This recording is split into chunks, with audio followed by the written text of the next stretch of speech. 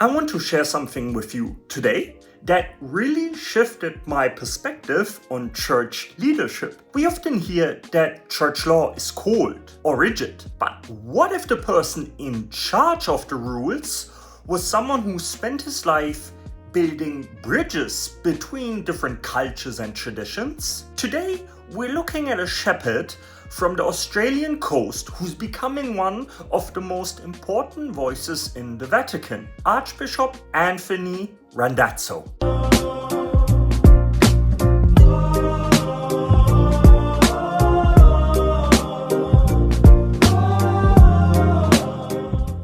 Hi, I'm Leander, the Collegial Catholic. Welcome back.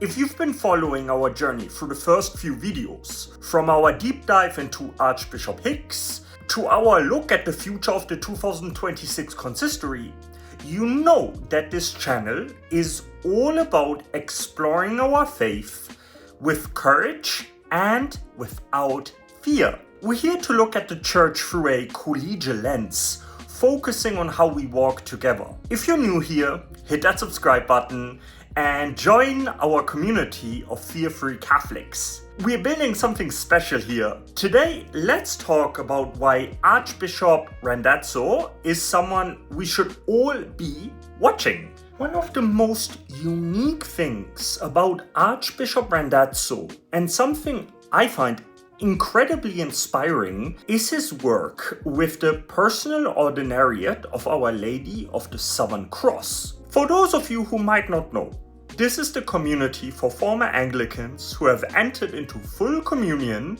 with the Catholic Church while keeping their beautiful liturgical traditions. Randazzo has served as their apostolic administrator. Now, think about the collegial heart you need for that. He didn't just manage them, he walked with them. He learned to value a different spiritual heritage and saw how it could enrich the whole church. Isn't that the very definition of a synodal leader? He isn't afraid of diversity. He sees it as a gift. As he moves to lead the Dicastery for legislative texts, he's bringing that experience of unity in diversity with him. He knows that the law has to be flexible enough to hold all of us together. Have you ever attended an ordinariate mass? If so, tell me one thing that struck you about the liturgy in the comments below.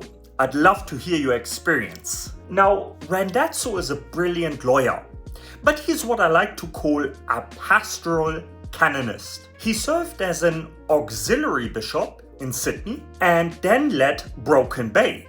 But he also carries the weight of being president of the Federation of Catholic Bishops' Conferences of Oceania. Coming from Australia, he brings a perspective from the geographic periphery. He knows what it's like to lead a church that is far from the Roman center, literally, but right on the front lines of the world's challenges. He's often said that canon law shouldn't be a weapon. Instead, he sees it as the framework that allows synodality to actually happen. Think of it like the banks of a river. The law isn't there to stop the water. It's there to make sure the river can flow safely and reach the sea. Does that image change the way you see church law? I think it's exactly why Pope Leo XIV wants him in Rome right now, to make sure the laws of the church actually support the way we are walking together.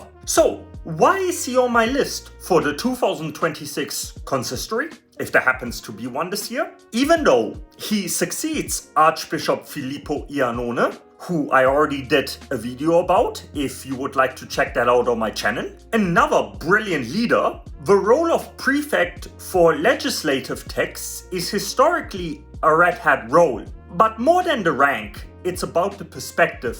Pope Leo XIV is placing a human face on the law by bringing in a shepherd from the Pacific. I'm curious, do you think having a leader who has worked so closely with other traditions will help make the Vatican feel more collegial? Let's keep this conversation going. I'm Leander and I'll see you in the next analysis. And remember, stay collegial, stay fear-free. Thank you so much for tuning in.